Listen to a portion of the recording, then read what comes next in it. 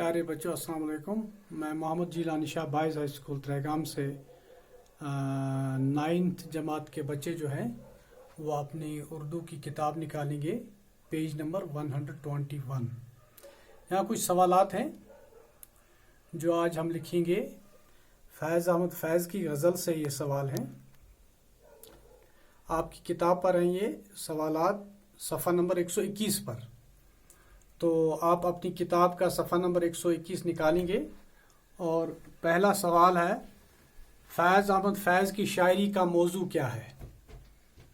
میں نے آپ کو پہلے بھی کہا ہے کہ فیض کی شاعری جو ہے وہ حسن و عشق کے علاوہ زمانے کے جو اور غم ہیں جیسے کہ بہترین نظام نہ ہونا،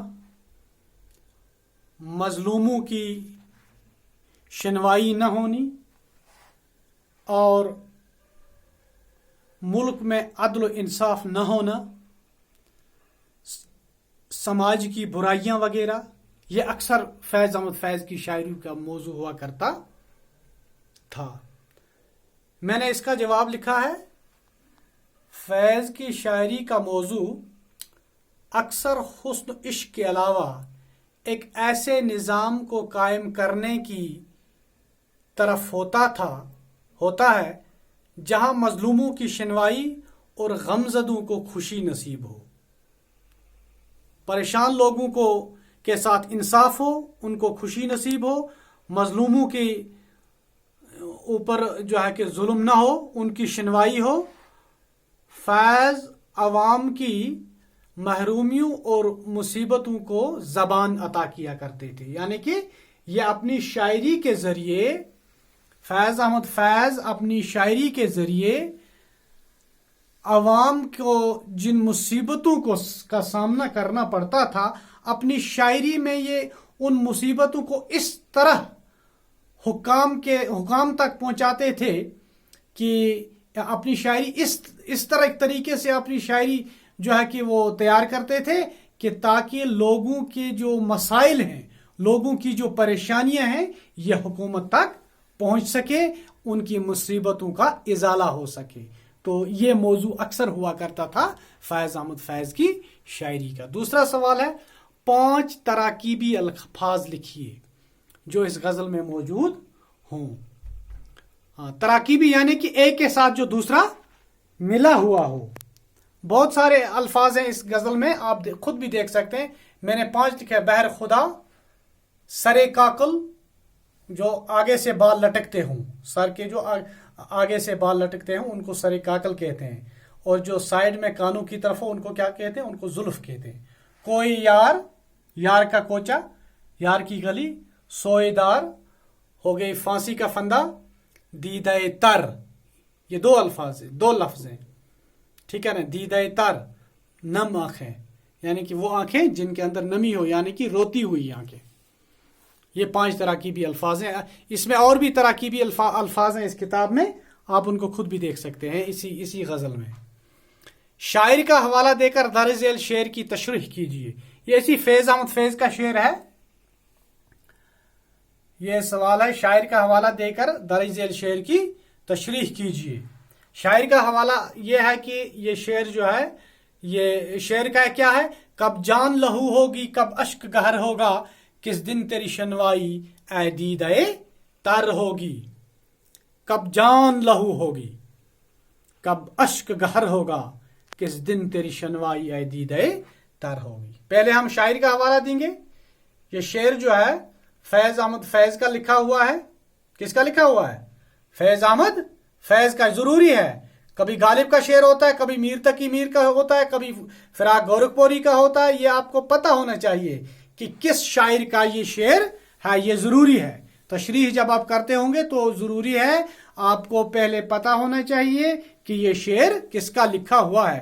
اسی لیے سوال بھی اسی طرح آتا ہے کہ شاعر کا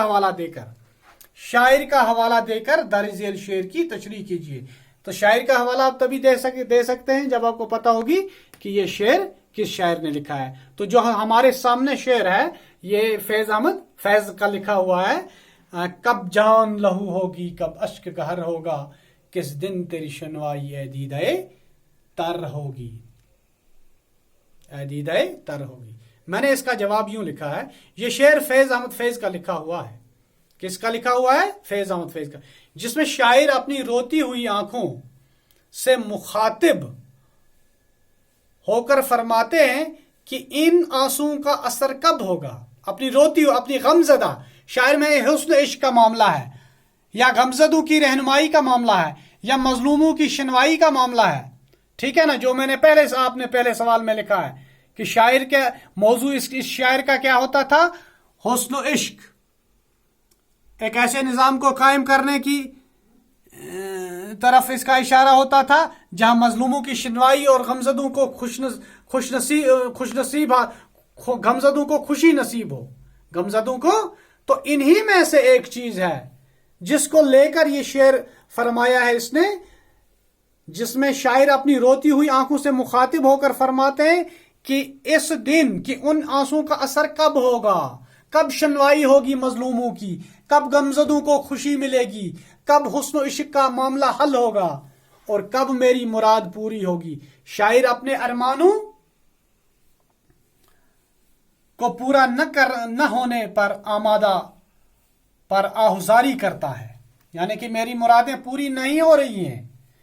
کب، کون سا وہ دن ہوگا، کس دن تیری شنوائی ہے دی، اے میری نمدار آنکھوں، اے میری ایسی آنکھوں جن سے آنسو نکلتے ہیں، اے میری روتی ہوئی آنکھوں، کب آپ کی بات کو سنا جائے گا، کب آپ کی شنوائی ہوگی، کب آپ کے حق میں فیصلہ ہوگا، کب آپ پر ظلم ہونا بند ہوگا، کب آپ کو دیدار یار ہوگا.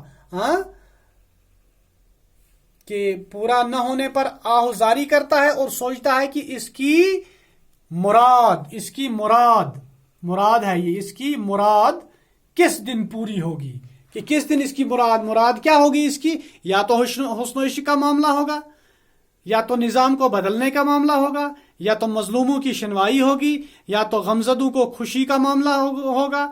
تو انہی معاملات کو لے کر یہ اپنی آنکھوں سے، اپنی روتی ہوئی آنکھوں سے کہتا ہے کہ کس دن آپ کی جو ہے کہ مراد پوری ہوگی. پھر دیکھیے یہ شعر فیض احمد فیض کا لکھا ہوا ہے جس میں شاعر اپنی روتی ہوئی آنکھوں سے مخاطب ہو کر فرماتے ہیں کہ ان آنسوؤں کا اثر کب ہوگا اور کب میری مراد پوری ہوگی. شاعر اپنے ارمانوں کو پورا نہ ہونے پر آہذاری کرتا ہے اور سوچتا ہے کہ اس کی مراد کس دن پوری ہوگی. تو اس کا جو دوسرا حصہ ہے وہ انشاءاللہ ہم کل پڑھیں گے. کل تک کے لیے خدا حافظ. السلام علیکم.